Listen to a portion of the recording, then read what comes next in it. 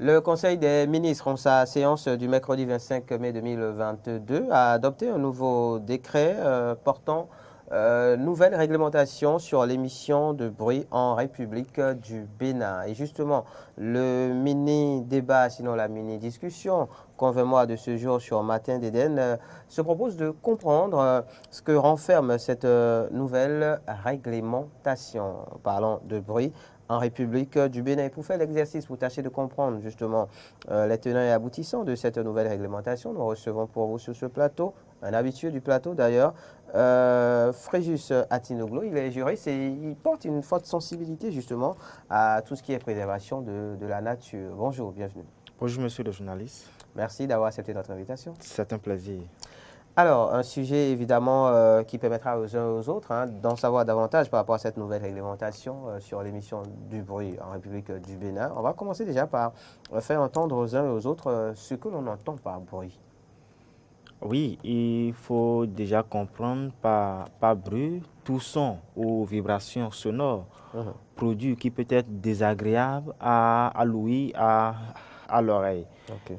Lorsqu'on prend déjà le dictionnaire Larousse, on peut voir que c'est l'ensemble de vibrations produits qui est perceptible par l'oreille et qui peut être désagréable, comme je l'ai dit tout à l'heure, à l'oreille. Et quand vous prenez également les dispositions que nous avons, vous avez également des dispositions qui vont également dans le même sens. D'accord. Donc le bruit sous-entend évidemment toute production sonore, justement, désagréable à l'oreille humaine, de manière générale. D'accord. Alors, à partir de cet instant, justement, cette nouvelle réglementation portant sur l'émission de bruit en République du Bénin vient pour corriger certainement un certain nombre de choses, de constats faits sur le terrain. Mais on est aussi porté à se poser la question de l'histoire, justement, de la réglementation de l'émission de bruit en République du Bénin, puisqu'on se doute bien que le gouvernement ne s'est pas levé ce mercredi, donc enfin le mercredi passé, pour prendre des décisions en la matière.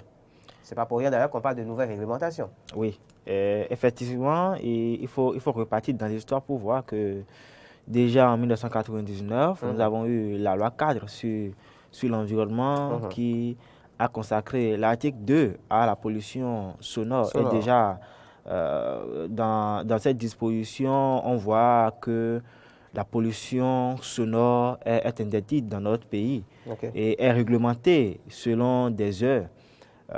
Après, nous avons eu également un décret qui est bien évidemment parti de la loi cadre, c'est le décret 2001-274, qui a également réglementé les heures pendant lesquelles on peut faire du bruit et quelles sont l'intensité de... D'accord, admise. Oui. Donc, après ça, nous avons également eu le code pénal de 2018 qui a également réglementé un peu la question. Et tout récemment, en février 2022, nous avons eu la loi portant hygiène publique qui a consacré de l'article de 136 jusqu'à 138 sur la question de pollution sonore. Et le mercredi passé, nous avons eu le décret qui, pour moi, est certainement un décret qui est parti de la loi sur l'hygiène publique. Mais la question qu'on se pose est de savoir autant de lois pour un phénomène qui n'est jamais réglé. Donc, on peut se poser des bonnes questions. Est-ce que c'est un problème de loi ou c'est un problème de comportement dans la société? Parce que ce qu'on constate, c'est que la loi existe, mais les gens ont l'oreille dure, comme on le dit souvent. Dit assez vulgairement. Nous avons la loi, tout le monde sait que la pollution sonore est une infraction dans notre législation, mais les gens n'ont pas peur de faire du bruit tard dans la nuit. Et il faut également visiter les conséquences de ce phénomène sur la santé de l'être humain. Parce que lorsqu'on parle de pollution sonore, ce n'est pas un phénomène simple, c'est parce que c'est désagréable qu'il faut l'interdire. C'est parce que... Oui. Justement, attardons-nous sur le concept de pollution sonore, parce qu'on a parlé du bruit tout à l'heure, qui renvoie de manière générale à l'émission d'un son désagréable à l'oreille. Mais pour ce qui est de la pollution sonore, justement, qu'est-ce que cela renferme concrètement? Puisqu'on se rend compte que oui, ça fait des années, comme vous le disiez à l'instant, qu'il y a des lois votées en la matière, un peu plus d'une vingtaine d'années déjà, puisque ça remonte jusqu'à 1999 quand même. Donc oui, autant de dispositions prises au détour d'un phénomène, vous le disiez, qui a beaucoup de nuisances. Comprenons justement ce concept de pollution sonore. Qu'est-ce qu'elle renferme? Sinon, qu'est-ce qu'il renferme? La pollution sonore, déjà il faut commencer par dire quelles sont les sources de pollution sonore. Nous avons les maisons de culte. Okay. Nous avons les églises et tout ça. Nous avons les discothèques, les buvettes, les bars. Nous avons les trains. Nous avons, comment dire, les regroupements d'individus également. Nous avons les motocyclistes. Nous avons même des chantiers de construction, qui peuvent, des industries qui peuvent également être sources de bruit. Oui. Donc les sources de bruit, par exemple. Voilà, donc les sources de bruit, c'est ces éléments-là que je viens de citer. Ça consiste également à faire du bruit à une intensité donnée qui peut être perceptible par l'ouïe, qui peut être désagréable. À l'oreille. C'est également la production de bruit sans autorisation, parce qu'il peut arriver qu'on ait d'autorisation pour faire du bruit pendant... Donc on peut être autorisé à polluer? Oui, on peut être autorisé, vous voyez. Si nous avons un chantier de construction ici qui veut accélérer le travail et va demander une autorisation pour travailler, pour mettre en marche ces machines pendant des heures interdites. Donc, c'est une autorisation qu'il faut avoir. Il faut également que ces sources de bruit ne soient pas à proximité des écoles ou des administrations. On va certainement revenir sur les conséquences. Vous verrez pourquoi le législateur a prévu que ces sources de bruit ne soient pas à proximité des écoles et de l'administration. Il faut également dire que ces sources de bruit sont prévues dans le décret qui est sorti de la loi cadre sur l'environnement, le décret 2001, qui a prévu ces sources de bruit. Donc, où les aviations et tout le reste ne sont pas prévus dans ce décret parce que ce sont des sources de bruit qui sont permanentes. Justement. Donc, ce ne sont pas des sources qui sont prévues par le législateur. Et quand on prend la législation, c'est que la réglementation est conforme. La pollution sonore est interdite entre 13h et 15h et 22h, 6h pour les jours ouvrables. Les jours de repos, c'est interdit entre 15h et 20h et 7h, 10h. Et donc, ce sont des heures que le législateur a prévues pour qu'il n'y ait pas de pollution sonore. D'accord. On va revenir justement sur le contenu, à proprement parler de cette nouvelle réglementation sur l'émission de bruit en République du Bénin. Mais avant que d'aller dans les détails, justement, je rappelle que c'est en Conseil des ministres le mercredi dernier que le nouveau décret a été voté et qui donc donne de nouveaux éléments en fait par rapport à la réglementation en la matière. Et la première chose, justement, au détour de cette nouvelle réglementation, c'est qu'il faut désormais obtenir une autorisation avant de pouvoir émettre du bruit, qu'il s'agisse de bruit justement peut-être à des décibels autorisés ou pas.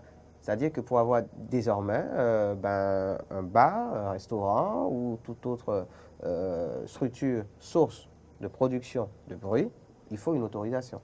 Oui, l'autorisation, ce n'est pas nouveau dans ce décret. Ça existait depuis la loi 4 sur l'environnement où Je le disais tout à l'heure qu'il faut être autorisé à faire du bruit. À faire du bruit. À faire du bruit. Donc, les maisons de culte ou les discothèques qui n'ont pas eu d'autorisation pour faire du bruit sont en train d'enfreindre la loi. Parce que l'autorisation consiste à adresser une demande au ministère de l'Intérieur pour lui dire, mais nous avons une buvette, nous voulons émettre des sons pendant une telle durée. Donc, le ministère vous donne l'autorisation de le faire, mais l'autorisation est toujours réglementée parce qu'on ne pourra pas dire qu'on vous donne l'autorisation pour nuire à la santé de la population. Donc, c'est une autorisation qui est réglementée. Donc, on vous dit, vous avez le droit de faire du bruit, mais ça ne doit pas dépasser telle intensité, et vous ne devez pas aller au-delà de telle heure.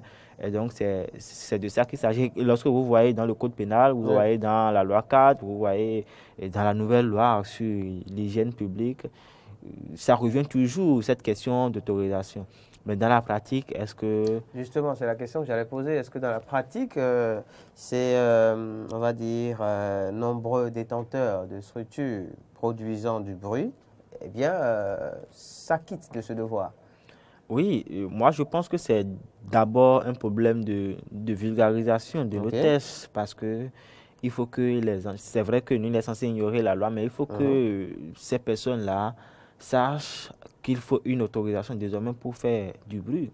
S'ils sont ignorants de cette question-là, ils vont rester dans l'illégalité et penser qu'ils ne font rien de mal. Donc, je pense que le gouvernement a déjà commencé par l'émission télévisée de la dernière fois et les affiches publicitaires sur leur page Facebook. Je pense que ça a déjà commencé et il ne faut pas que ça s'arrête là. Il faut continuer dans la vulgarisation pour que chaque citoyen sache désormais que voilà, c'est un phénomène qui est réglementé, qui est interdit par la loi. Pour le faire, il faut avoir une autorisation pour le faire. Donc, il faut faire la sensibilisation pour que les populations puissent prendre conscience du phénomène. D'accord. Un nouveau décret au terme duquel donc, tout promoteur d'installation d'une activité génératrice de bruit soumise à déclaration ou autorisation obtient, selon le cas, avant l'ouverture, un avis technique de la direction départementale du cadre de vie territorialement compétent. Donc c'est au niveau de cette structure que l'autorisation s'obtient, ou la déclaration en tout cas. Et donc il y a le certificat de conformité environnementale délivré par l'agence béninoise pour l'environnement. Voilà, on va dire le préalable à faire, évidemment, quand on entend l'avis technique, ça revient à quoi? Ouais, lorsque des personnes décident de construire leur maison, il y a des normes qu'il faut prendre en compte afin que le bruit effectué à l'intérieur ne puisse pas déranger ceux qui sont à l'extérieur. Je ne vais pas faire du populisme ici, mais lorsque vous prenez souvent les églises catholiques, on voit qu'ils font du bruit, mais ça ne dérange pas souvent l'entourage. Parce qu'il y a des normes qui sont prises en compte pour la construction. Et donc, l'avis technique va consister à voir si ces normes-là sont respectées. Est-ce que des dispositions ont été prises pour que le bruit effectué à l'intérieur ne sorte pas de l'enceinte pour déranger ceux qui sont dans l'alentour. Et malheureusement, ce qu'on constate, c'est que souvent, ces normes-là ne sont pas considérées. Et puis, vous voyez des maisons de culte où on fait du bruit à l'intérieur, mais on oriente encore les appareils sonores vers l'extérieur. Les gens de l'extérieur aussi puissent profiter. Moi, je me demande, est-ce que les gens de l'extérieur ont demandé à profiter de la bonne nouvelle? Je pense que les gens de l'extérieur, s'ils voulaient profiter de la bonne nouvelle... C'est la dictature de la foi.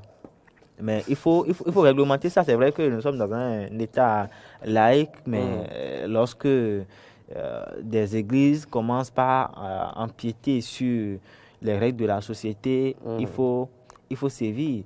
Et je pense que c'est ce qu'on fera désormais parce que, vous voyez, les buvettes, les églises, parce que quand on parle de bruit, moi, en tout cas, de mon expérience, on parle de moulins, on parle d'usines, on parle de discothèques. Mais le plus souvent, ce sont les maisons de culte et les discothèques, les buvettes, les bars qui font du bruit. Pour ceux qui vont dans les boîtes de nuit, pour ceux qui sont dans les alentours de boîtes de nuit, Oui. vous allez constater qu'on n'entend pas de son à l'extérieur. Mais dès que vous entrez à l'intérieur, vous voyez que c'est du boom, c'est que parfois c'est plus fort que vous. Parce qu'il y a un système de sonorisation. Voilà, mais pourquoi les maisons d'arrêt, les bars, les buvettes ne peuvent pas faire pareil? Je pense que c'est du marketing à haut degré, parce que quand les buvettes mettent le son, c'est pour attirer la clientèle. C'est pour attirer la clientèle. Et en même temps, parfois aussi, c'est pour la maintenir sur place. Voilà. Parce que quand on vient justement pour se divertir au détour peut-être de quelques bouteilles, c'est toujours bien qu'il y ait de la musique autour. Voilà. Effectivement. Si tant est-il qu'on n'est pas là justement pour discuter.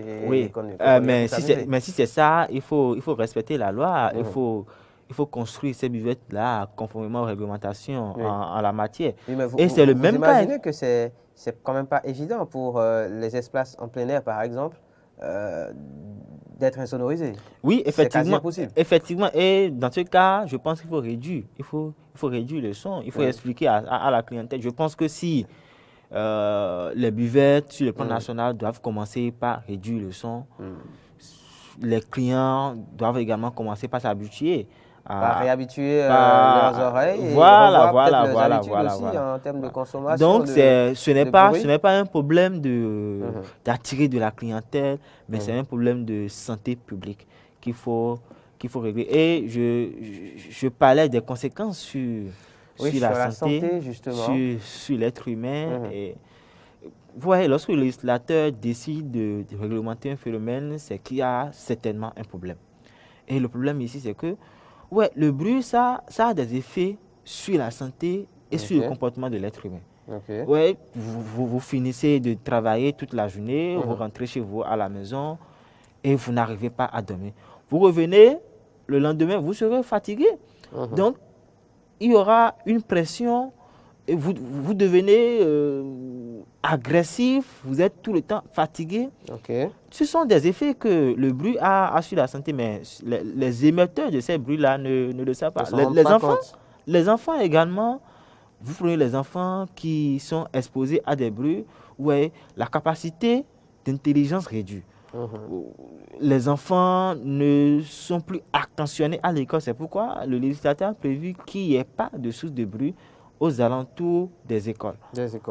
Et dans les administrations également, parce que vous ne devez pas venir au travail et être soumis à des musiques ou à des sons désagréables toute la journée.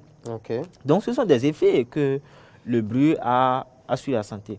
Et moi, je suis content de voir que le gouvernement est revenu encore sur ce phénomène-là qui est un phénomène capital dans notre pays. Pour ce qui est de la vie en société. Oui, où les maisons de culte sont si on doit faire un classement, je pense qu'ils sont totalement en avance sur tout le reste. D'accord. En termes de sources de pollution sonore. Oui, selon les chiffres parce que de Freddy Satin. Oui, ce sont mes chiffres, ce sont mes avis. Il s'agit donc des maisons de culte qui viennent en première position. Voilà, effectivement, quand on fait le classement, quand moi je fais le classement, à mon niveau, les maisons de culte sont en tête.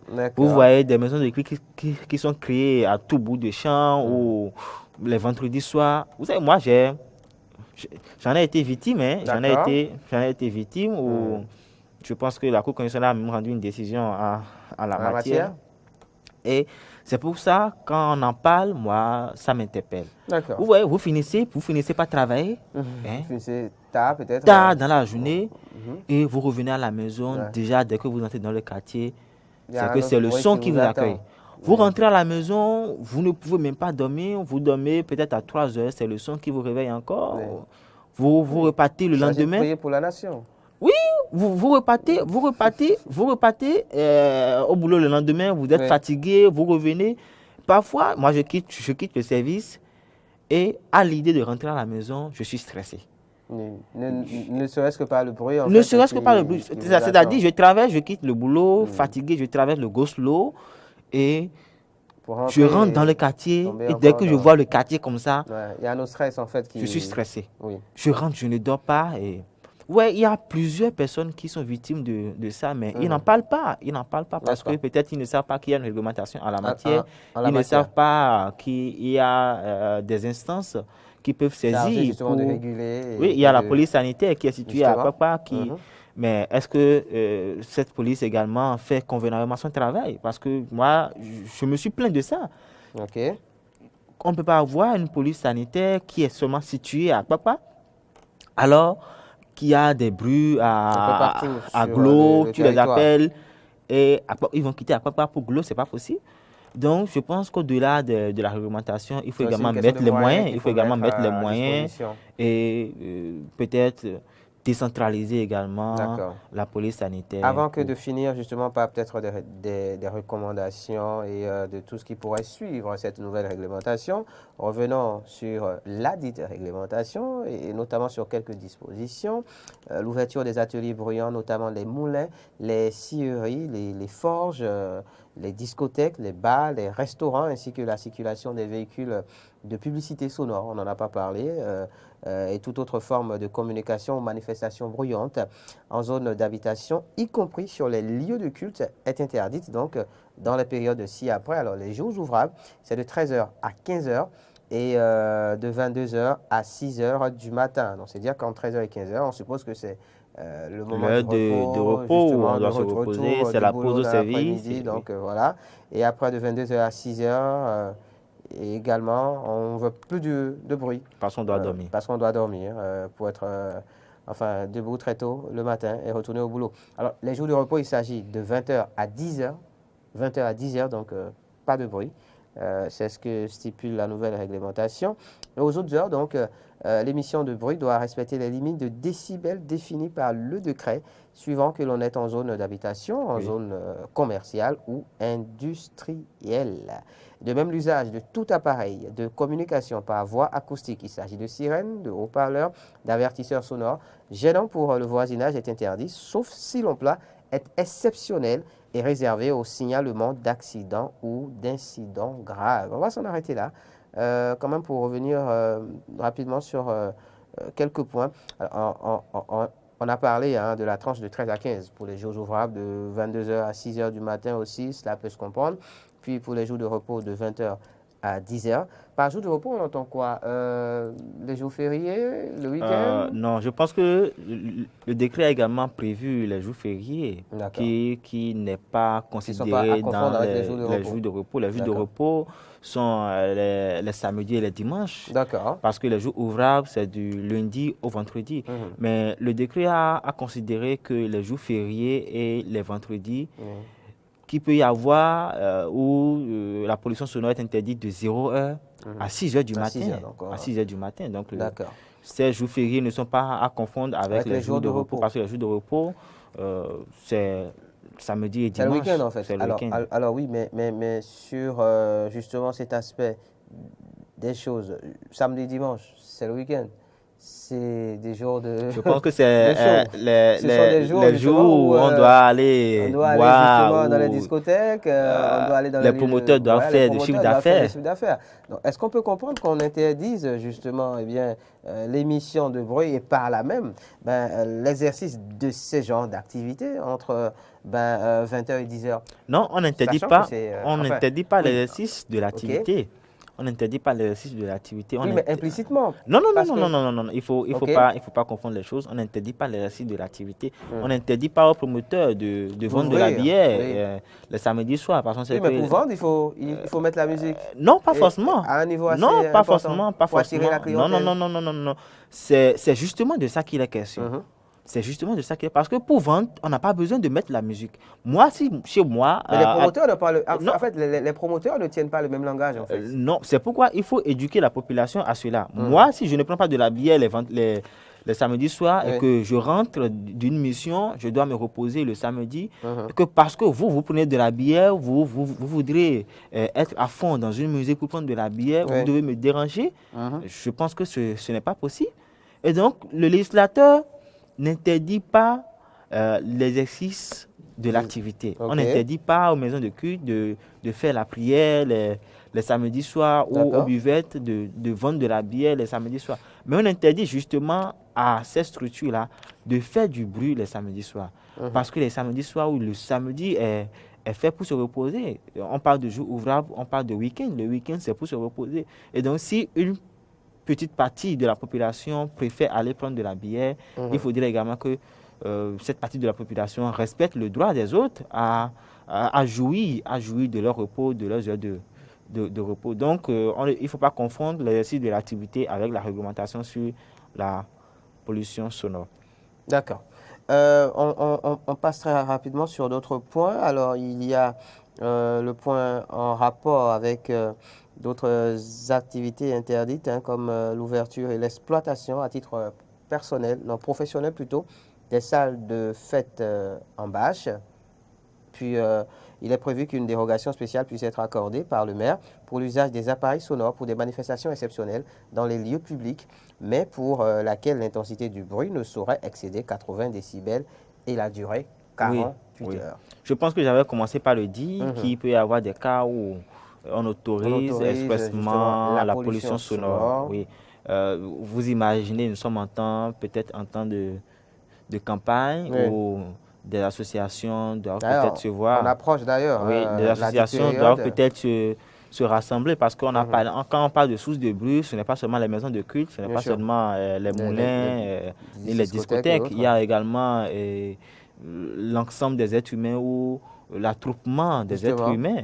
Et donc, lorsque les groupes humains se regroupent pour manifester à une certaine heure, ils doivent avoir une autorisation.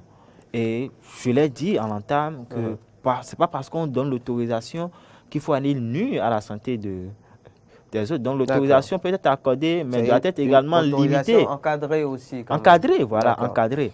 Et donc, quand vous parlez également de manifestations, c'est qu'il arrive parfois où on voit pour des séances de marketing, des structures qui mettent les jeunes filles dans la rue ou avec des véhicules, où on se positionne peut-être sur un carrefour à 14 heures. On fait le tour de la ville. Et eux, ils ne connaissent pas la réglementation sur la pollution sonore. C'est 24 heures sur 24. Vous les voyez même parfois à 20h, 22h circuler. Donc, désormais, avec la réglementation actuelle, c'est que c'est interdit ou vous devez aller prendre une autorisation pour le faire. Et l'autorisation doit être encadrée. Et lorsque un citoyen voit que son droit vient d'être violé, je pense qu'il a le droit de saisir les juridictions compétentes pour avoir réclamation. On va peut-être finir par parler de ces juridictions justement à saisir en la matière. Mais avant, sur la question de l'encadrement justement et des décibels par exemple, il y a aussi une polémique en la matière parce que très souvent le niveau de décibels autorisé au dire enfin des promoteurs de ces genres d'activités ne permet pas forcément de mener l'activité comme il le faut. Alors peut-être que cette question revient à celle que je posais tout à l'heure quand je parlais d'interdiction, alors de manière implicite, d'activité à certains exploitants. Le cas des discothèques ou même des maisons de culte, quand on parle des décibels, quand on voit les chiffres qui sont évoqués et quand on s'y conforme, c'est qu'on n'entend pratiquement rien. Effectivement, vous avez raison. Et je pense que lorsqu'on est dans un État, il faut forcément, quelle qu'en soit la situation, se conformer aux règles de la société. Et donc, si le législateur a prévu des moyens pour mesurer le son et que ces moyens-là ne sont pas conformes avec ce que voudraient les promoteurs de bars ou les responsables d'église. Même les clients. Même les clients, je pense que les promoteurs ne sont que, en fait, ils n'ont pas le choix actuel que de s'y conformer. De se conformer à ça. Est-ce qu'il n'y a pas matière à revoir? Moi, je ne pense pas. De ma position, je ne pense pas. Je pense que cette réglementation, en tout cas depuis 1999, justement, elle date de 1999 jusqu'à ce jour, plus d'une vingtaine d'années quand même. Jusqu'à ce jour, je pense que rien n'a changé en tant que tel. Rien n'a changé, c'est juste qu'on essaie à chaque fois de réménager les dispositions, mais au fond, c'est la même chose. C'est la même chose. Et depuis, c'est qu'ils n'arrivent pas à se conformer. Et peut-être qu'il faut aller par la force désormais. Il faut sanctionner. Sur la question, on finit dans quelques petites minutes, mais sur la question des sources de production, justement, de pollution sonore, il y a quelques cas ok, assez atypiques évoqués dans l'actualité, à savoir celui relatif par exemple aux disputes conjugales, qui aussi, oui, sont assez dérangeantes parfois. Oui. Et les auteurs sont passibles de sanctions. Oui, effectivement, quand on parle de bruit, de production de bruit, il ne faut pas spécifier à des sources données. Même votre voisin qui a loué à côté peuvent être source de production de pollution sonore. Oui, si met de la musique, lui rentre de la musique par exemple, c'est quand il rentre à 22h. Il rentre le vendredi à 22h. Après son show, à 1h du matin, il met la musique, il prend une bière chez lui à la maison. Vous n'arrivez pas à dormir. Je pense que vous pouvez contacter la police sanitaire pour venir faire un constat. On peut faire un constat aussi par rapport au ronflement par exemple de certains voisins. Non, mais si vous estimez que le ronflement vous dérange et que la police sanitaire arrive à mesurer le bruit et constate que le bruit qui sort de votre voisinage, le produit de votre voisinage est dérangeant, donc je pense que vous pouvez vous plaindre de cela.